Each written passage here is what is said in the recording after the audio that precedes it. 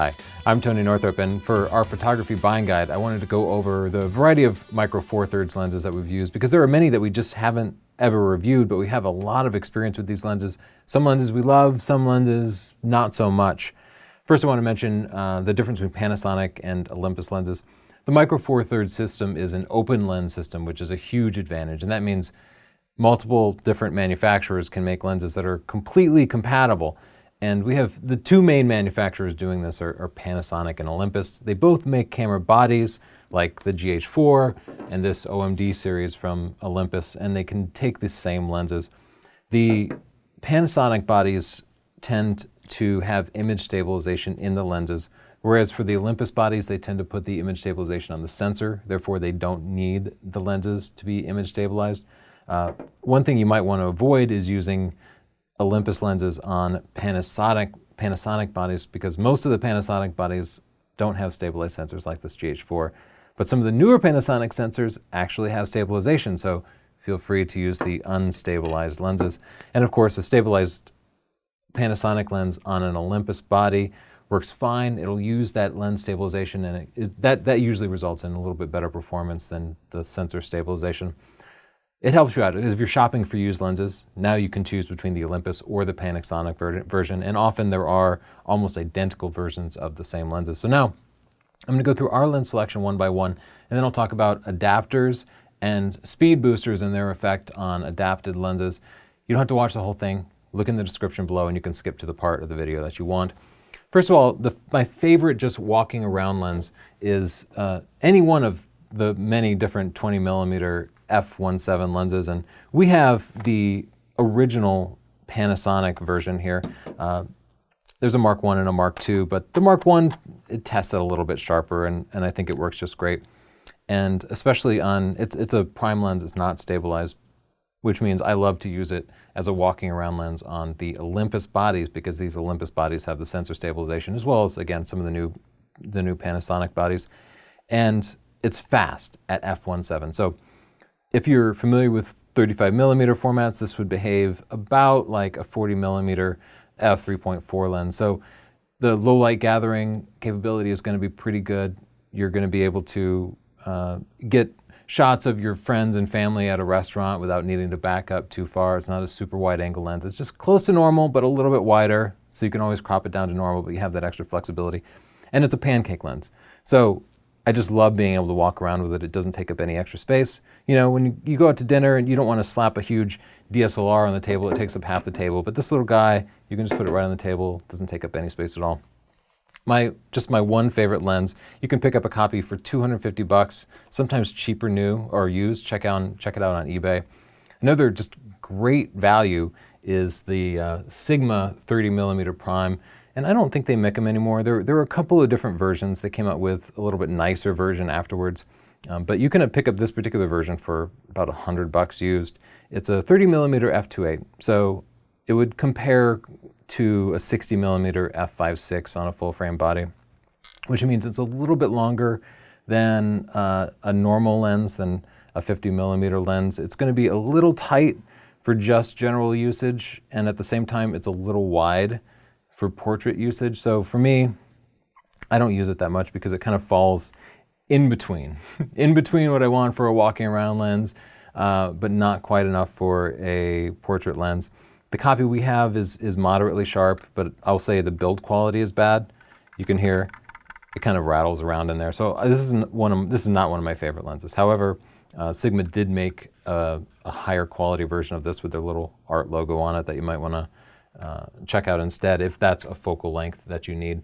I'll say we have a lot of micro four thirds prime lenses because all the lenses that we normally use in the studio, all the cameras and lenses are micro four thirds. We use GH2 bodies, each with a micro four thirds prime lens. So for the individual angle that we use in our studio for our live shows, we've just found the right prime lens. And for one of the angles, we needed basically a 60mm equivalent. And so that's why we ended up with this lens. But for general shooting, it's probably not a lens that I would recommend. Up next, a very popular and expensive lens. This is the Panasonic 12-35 f2.8. It goes for about $1,000. It has image stabilization on the side here. And This is a lens that I've used a lot, despite not being a huge fan of this lens. There are the kit lens that comes with the cameras, and some of the popular zooms are f/5.6 lenses. So because this is an f/2.8 lens, it gathers 4 times more light than those f/5.6 lenses. And on the Micro Four Thirds bodies, noise can be a real problem in darker rooms, like even just going to a bar or a restaurant, it's going to be kind of dim in there. So the ability to go to f/2.8 is going to make a huge difference in your pictures. That means you're going to be shooting at ISO 400 instead of ISO 1600, assuming you're shooting wide open. You're going to have 4 times less noise in your images. In fact, upgrading to this 12-35 f/2.8 from an f/5.6 lens, that'll give you the same increase in image quality as if you were to jump to a larger full frame DSLR. So think about upgrading the lens before you actually upgrade the body if what you want is lower noise in dim environments. I will say, I started out by saying I'm not a huge fan of this lens, and that's because it's a grand. But it gathers the same light, the same total light as an f/5.6 full frame lens, and that doesn't impact your exposure. Crop factor doesn't impact your settings, but it does allow you to understand the total light gathering capability of the lens, and that gives you a sense for what the lens should cost. This particular lens is rather plasticky. It is not any sharper than the f/5.6 lenses in our testing. We do side-by-side for both 4K video and 16 megapixel stills, and we've never found it to be any sharper than, say, the 14-140, which I prefer for most things. But that doesn't gather the same amount of light, wouldn't work as well in dim environments. So it's kind of a cautious recommendation. If you need low light and you need a zoom, this is a good choice. If you just need low light, I would generally point you to the 20mm f1.7 before. It gathers, again, in like another 4 times more light, so you'll get even cleaner images, but it doesn't zoom. So you'd have to either back up or crop down tighter when you needed to go tighter. Olympus has their equivalent of the 12-35, which has a little bit more zoom range. It's their 12-40 millimeters. So that's, for the focal length, that's translating to about 24 to 80 millimeters with a 35 millimeter full frame equivalent of f/5.6. That's telling you the depth of field, shallow depth of field that you might get, and the total light gathering capability, not your camera settings. And the build quality on this Olympus lens is definitely better than the Panasonic lens. However, it does not have image stabilization built into it. So you want to make sure you're using it on a body that does have a stabilized sensor, because for a walking around zoom like this, stabilization is something that you really need. Just like the Panasonic, it's not especially sharp for the amount that you're paying.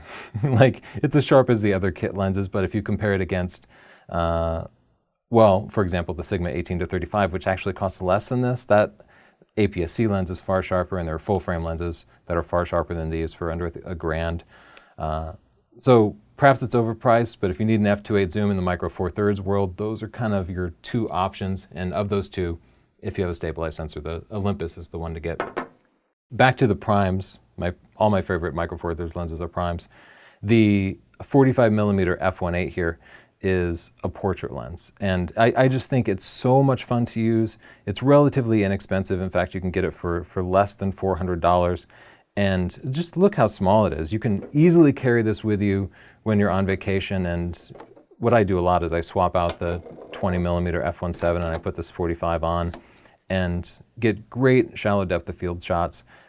I will warn you, however, that the focusing systems on most of the Olympus cameras and Panasonic cameras too, they're just not quite up to the task of shallow depth of field work. So in my experience, you miss the spot-on focus on the eye on a regular basis. Even when you think you have it, it'll end up being a little bit off. So what that means is either you're manually focusing and kind of zooming in to make sure that you really nail the focus on the eye, or you're refocusing and just kind of taking a lot of pictures and hoping that one turns out. But the contrast-based detection systems that we get in these cameras that are kind of required with these lenses isn't necessarily the best for working with super shallow depth of field and moving subjects where you need to like focus and snap immediately before anything moves. So it can be a frustrating experience, but if you can take your time, this is a fantastic portrait lens. And in fact, this is the lens that we use for all of our live broadcasts as our main two-shot, the one that is normally right here. So if you watch our shows, you see that lens in use all the time. It's just a fantastic lens and very sharp, especially for the price. But if you really want sharp, you got to take this Olympus 75mm f1.8. This is my favorite lens in the entire lineup. This lens, along with the EM5 Mark II, this guy here in high-res mode, this produced sharper results than we could get out of our Nikon D810, 36 megapixels. This is an unbelievably sharp lens, and it's one of the few lenses that can really take advantage of the high-res mode on this EM5 Mark II. But this particular combination of this lens and this body, again, sharper images than a D810, and I haven't compared it to the 5DSR, the 50 megapixel Canon monster, but I would guess we'd get sharper images too, just because it's such a high quality lens, and high-res mode with those super sharp lenses on this body is so amazing. This combination for product photography, in my opinion, cannot be beat until you jump up to medium format. It seems to beat all our full-frame 35mm bodies.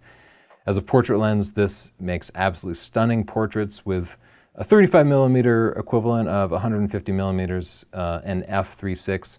So you wouldn't get quite as much blur as you would out of, say, a 70-200 f2.8 on a full-frame body, but it's close and it's just so small. This actually has a lens hood on it. So I'll take that off and you can see just how small that is. It looks nice, it feels great. It's not pocketable, but you wouldn't mind having this on your shoulder at all times. It's going to work pretty spectacularly for that. Anyway, just a fantastic portrait lens to carry around with you. There's not too much else you can do with it besides portraits. It's kind of tight for any sort of general work, and because it's a prime lens, it doesn't have a lot of versatility, but man, for portraits, that really can't be beat. You can take stunning pictures with it. Moving on to what became our go-to lens for filming with the Panasonic GH4, the 14-140. It's a Panasonic lens and it has image stabilization. For 4K video, it was as sharp as we could get. And in fact, this combination of the GH4 and the 14-140 is what made us move away from using full-frame bodies for recording, because 4K mode with this lens gave us way sharper detail than we got out of our 5D Mark III at 1080p. And the ability to jump from an equivalent of 28mm to an equivalent 280mm is fantastic. That's an amazing amount of versatility. So for a travel set, this particular combination works just spectacularly. For 4K filming, it works just spectacularly. At 140mm and wide open at f5.6, you can get a pretty good headshot with pretty good background blur. There's not a lot of low light gathering capability since it's an f5.6 lens. It's not a faster lens like these f2.8 lenses, so I wouldn't recommend it for the low light work. We always switch to one of the f2.8 zooms when we needed to do low light work. But in good light, this was always our go-to lens, and it's about as sharp as those two f2.8 lenses in my experience. Which means it does a pretty good job of taking advantage of the 16 megapixel sensor. If you were to say throw on the 75mm f1.8, you would definitely see that that's a sharper lens, but with just 16 megapixels, it doesn't make that much of a difference. Olympus also has their version, and it's pretty much identical, but it's a little bit better build quality. It lacks the image stabilization, so choose that if you are using a stabilized body. Olympus also has this bad boy, the 40-150. So it's sort of the equivalent of the 75-300mm that so many photographers in the full frame world used. It's an f2.8 lens, so it's going to work pretty well for things like low light sports. But just as that's rolling off my tongue, I want to say I don't think any of the Micro Four Thirds bodies are going to do a great job of focusing in sort of low light sports environments. I think you'll probably, if that's your goal, before you spend $1,400 on this lens, I would encourage you instead to pick up something like a Canon 7D or a Nikon D5500, and then pick up one of their 75-300 lenses. You'll be gathering the same amount of light, but you'll benefit from the more powerful focusing system. If you were to jump up to, say, one of the full-frame 70-200 f2.8 lenses, they gather 4 times more total light than this lens, meaning your final images are going to be a lot cleaner if you are also using a full frame body. So I feel like this lens is a difficult lens to use well in the Micro Four Thirds world. I think it's fantastic, but the things you use it for, which are sports and perhaps portraits, are just things that we find work better with DSLRs.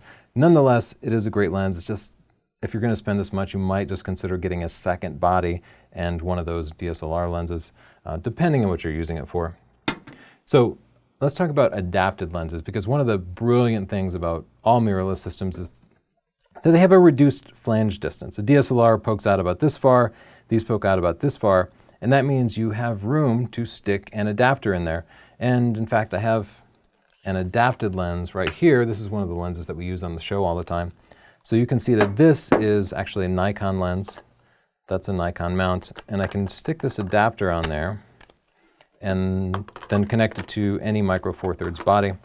And this can be a good thing, or it can be a really dumb thing. A lot of people get way too aggressive about this. They want to stick all their old FD lenses, like their old Canon and Nikon lenses, and you'll end up with kind of terrible results. So let's talk a little bit about crop factor and how the results will change between what you might see when using this lens on a full frame body versus using it on a Micro Four Thirds body. Crop factor, which perhaps you might be familiar with.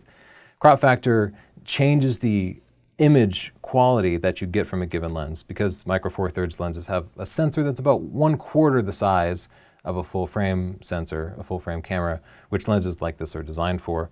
You see just the center of the image, as if you had cropped it basically 2 times. So a 50mm lens gets cropped down so that it has the same angle of view as a 100mm lens. Crop factor, it's very easy to calculate the focal length. It also changes the total light gathered. Now, your camera settings aren't affected because those are adjusted for the light per square inch. And the light per square inch obviously stays the same as it's coming out of the lens, but you're gathering fewer square inches and therefore you're gathering less total light. If you want to understand the amount of total light that you're gathering and thus the amount of total noise in your images, you'll multiply the f-stop by the crop factor as well as the focal length, just to give you some idea of what the results are going to be. That's the reason why at ISO 200 here, there's more noise than there is at ISO 200 on a full frame body. So I also want to talk about the pixel density that changes, because Micro Four Thirds bodies have a small sensor, but most of them have 16 megapixel sensors in 1/4 the size of a full frame body. So that means that if you slap a full frame lens on there, it's the same pixel density as a 64 megapixel full frame body, which does not currently exist. The closest we have is the 50 megapixel 5DSR, and using a 50 megapixel camera on modern lenses is difficult. You start to realize a lot of your lenses aren't that sharp. And slapping a 64 megapixel lens on a lot of full frame, 64 megapixel body on a lot of full frame lenses will result in pictures that are not that sharp. And that is what we discovered when we tried to use full frame lenses on the Micro Four Thirds bodies, is just unsharpness. So for that reason, I highly recommend just getting Micro Four Thirds lenses, because these are designed to just be sharper on a more, for higher pixel densities. They just are designed for the lens, and so you get much, much sharper results with a cheap Micro Four Thirds lens than you would even putting a professional full frame lens on one of these bodies. We have a video about using full frame lenses on crop bodies that goes into more detail. If you adapt an APS-C lens, like a Canon EFS lens, this will simulate about a 28 megapixel APS-C camera. So actually not that far off from the 24 megapixel bodies that most systems have. So really the problem that you have is when you adapt full frame lenses down to these bodies. If you use a GH4 for 4K video, as a lot of people do, and we have for a long time, they have a 2.3x crop factor. So Micro Four Thirds normally is 2x, but the GH4s crop even further when they're recording 4K video. And that 2.3x crop factor is huge. Any sort of full frame lenses are going to seem quite unsharp at that point. Your focal length and angle of view are going to change just drastically. Something to be aware of. Adapters can be very cheap, and including, we have the Photocy Nikon to Micro Four Thirds adapter here, and I think it costs $15. And this is what's called a dumb adapter. So as I take it off, you can look at it and you'll see that there are no electrical contacts on there whatsoever. It literally just fits the socket, but they haven't done anything fancy. It just adapts the lens and stops stray light from getting in. And these are generally fine for video work with lenses that have f-stop rings. So you obviously can't autofocus because there's no communications. You also can't set the aperture because there are no communications. So it's best to use lenses that allow you to adjust the f-stop from the lens itself. The Rokinon lenses are pretty good for this, though I did already warn you about using full-frame lenses. The Rokinon lenses tend to be quite sharp, so they actually do okay for 1080p filming, which is what we do. I wouldn't try to use them for 4K filming, but if you're doing 1080p video on a GH4, this on a GH2, which we use in the studio here, it gives us a 170mm f2.8 equivalent. And that's always Chelsea's camera. So it gives her a nice background blur at a pretty low price. We'll talk about that in a second. So there are dumb adapters which do nothing. They're completely hollow. There's no optics. They don't make your pictures any sharper or any less sharp. There are also speed boosters, which are a different type of adapter that do have optics in them. And what speed boosters do is they take the big full-frame image circle, which is optimized for a 35mm sensor, and they squeeze that light down into a smaller area that's more the shape of the Micro Four Thirds sensor. So they work exactly like a teleconverter, except backwards. And here's an example of one of these speed boosters. This is an inexpensive one from Zhongyi, a Chinese company. It runs $140, so not that much, and it has a crop factor of 0.726x. The crop factor math here gets to be really confusing because a lot of us have experience with full frame lenses, so that's our point of reference. We want to be able to understand in terms of full frame lenses what the effects are going to be. If you were to use this speed booster with this 85mm lens, what you do is you would take 85mm and multiply that times 0.726. And then you'd have to multiply it by the 2x crop factor. So what that amounts to is, for Micro Four Thirds photos that normally have a 2x crop factor, that crop factor is more like 1.45x. And that's very similar to the traditional APS-C crop factor, which is 1.5x, which means you can use, generally, assuming they fit correctly, the APS-C lenses designed for APS-C, and they will behave exactly like you expect them to. So that's really nice that it happens to work out to almost the exact same crop factor as APS-C lenses. If you're recording in 4K on the GH4, you get a crop factor of about 1.67x. So APS-C lenses will be, you'll be getting almost what they're designed to do. And for full-frame lenses, the impact won't be nearly as much. I mentioned earlier that you will get unsharp results if you try to use full-frame lenses on Micro Four Thirds bodies. The speed boosters overcome that a great deal by taking all the optical resolution, all the resolution that's coming out of the lens, and sort of squeezing it back down. So instead of having the equivalent of a 64 megapixel sensor, it's going to be 64 times 0.72, so whatever that is, like 35 megapixels or something. A much more realistic pixel density, basically. So this particular model is a dumb adapter. It works just like these. It doesn't communicate anything to the lens. You'll simply adjust the f-stop from the lens itself, but it's fairly inexpensive. With these speed boosters, I'm going to go over a few. You get what you pay for. So this is the cheapest one, and it's going to reduce the optical quality a little bit. It's not going to be quite as sharp as some of the others. It's going to have a little more vignetting, but it's $140, and it lets you use your full-frame lenses, your DSLR lenses, and get better, more original results out of them. This is the low-end Metabones speed booster. Metabones is a company that makes a wide variety of speed boosters for different mounts. This one also has a crop factor of 0.71x, and it runs about $400. This is their kind of basic model. As we step up to the $650 models, the Ultra here has the same crop factor again at 0.71x, but it's a little bit sharper. So that's why you're paying the extra $250. The vignetting is a little bit better. I do want to warn you though, both these lenses have micro four thirds equivalent crop factors of 1.4x. So if you're using an APS-C lens, like the very popular Sigma 18-35, which has a 1.5x crop factor, well, you're actually, now your sensor is a little bit too large for what it was intended for.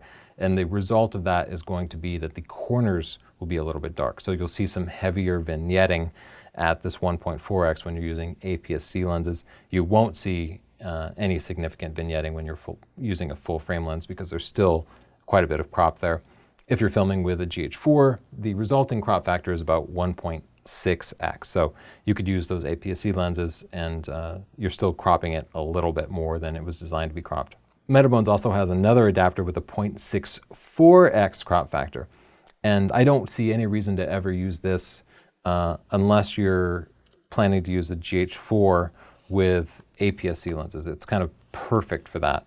A lot of people use this with the Sigma 18-35 f1.8 lens because that natively has a crop factor of 1.5x, and this gets you with your GH4 almost exactly 1.5x. So it uses the lens almost exactly in the way it was intended, and that will give you incredibly sharp results. And because of that fast f1.8 aperture, it'll work great in low light. It's as fast as these prime lenses that I was showing you, except it has the power of a zoom. It's also big and heavy, so you might not be getting that sort of micro four thirds mirrorless, small, lightweight effect, but the end results, especially when recording 4K video, are just spectacular and very professional. You do have to add in the $650 price tag though. So you have to factor in the low cost of the GH4 plus the $650. Now you have to compare it against some bigger cameras like maybe the A7S with an external recorder. Starts to sort of get into that price range. Still cheaper, still a great way to record. These speed boosters have some compatibility limitations because they actually need to project into the body a little bit and they end up getting pretty close to the sensor. I just wanted to point out that there's a chart on Metabones' website that will tell you which speed boosters work with which body. So I don't think you can get any speed booster and slap it on any body. You'll see that some of the older ones work with the GH4, but not with the Olympus OMD bodies. Some of them are designed specifically for Blackmagic cameras. Blackmagic makes some awesome 4K cameras that have even smaller than micro four thirds sensors, but use a micro four thirds mount. So just be aware of them and check this with your specific camera. A lot of people ask how the speed boosters will affect their adapted lenses on micro four thirds. So let's go over the final effects. If you were to slap a 0.71x speed booster on this 85mm lens, it would physically become like a 60mm f1 lens, meaning that's the angle of view that you're going to get, and that is the light density, the light intensity, the light per square inch. That changes your camera settings. Crop factor doesn't really change your camera settings, but these speed boosters do change your camera settings. Once you put it on a micro four thirds body, it will behave like a 35mm lens at 120mm and f2 for total light gathering. And if you record 4K video with it, it's going to behave like 139mm f2.2 lens. So you'll figure that out by taking 0.71x, the crop factor of the speed booster, and multiplying that by the real focal length and the real f-stop. Then you'll take the crop factor of your micro four thirds camera, which is going to be 2x for stills or 2.3x for GH4 or 4K video, and multiplying that again. So 0.71x times 2 times the focal length, and that will tell you the equivalent focal length. If you're using one of the 0.64 speed boosters, it behaves like a 50mm f0.9 lens physically. As far as your camera settings go, that will change your exposure. On a micro four thirds lens, it behaves like 110mm f1.8. So still, you're getting really shallow depth of field at 100mm in f1.8. And on a GH4, recording 4K video, it would behave like 125mm f2.1. Still, even though it's cropped a little bit, very shallow depth of field that you're going to get out of it. Perhaps the most popular adapted lens for GH4s, and especially for 4K video, is the amazing Sigma 18-35. We have a full review of this on our channel. It's a stunning lens. It's a zoom lens at f1.8, it's the fastest zoom lens in the world, really. It's designed for APS-C bodies, so it natively has a 1.5x crop factor. These lenses have a 2x crop factor, so they have a smaller sensor than we're used to, than this was designed for. So while it's physically 18 to 35 f1.8, it will behave like a 36 to 70 millimeter f3.6 when you're using a dumb adapter, or a 41 to 80 millimeter f3.2 when you're recording 4K video with a GH4. You can pick everything up at these links down here. If you slap a 0.71x speed booster on it, it will physically gather more light per square inch, bring it down to 13 to 25 millimeters in f1.3. With a 2x crop, it becomes a 26 to 50 millimeter f2.6, and when you're recording 4K video on a GH4, it looks like a 30 to 57 millimeter f2.9. So that's really similar to the 24 to 70 millimeter f2.8 that many of us are familiar with on full frame bodies. You'll get about the same amount of total noise when you're shooting in low light environments on a GH4 using this lens and the speed booster as you would on a full frame body with one of the 24 to 70 f2.8s. It doesn't have quite the same zoom range. It's not stabilized, so you might use it with a stabilized sensor. But the fact that you could get full frame results, full frame light gathering capabilities by combining a speed booster with this lens is pretty amazing. And for filmmakers working in dim environments, that allows the GH4 to really become a great low light camera.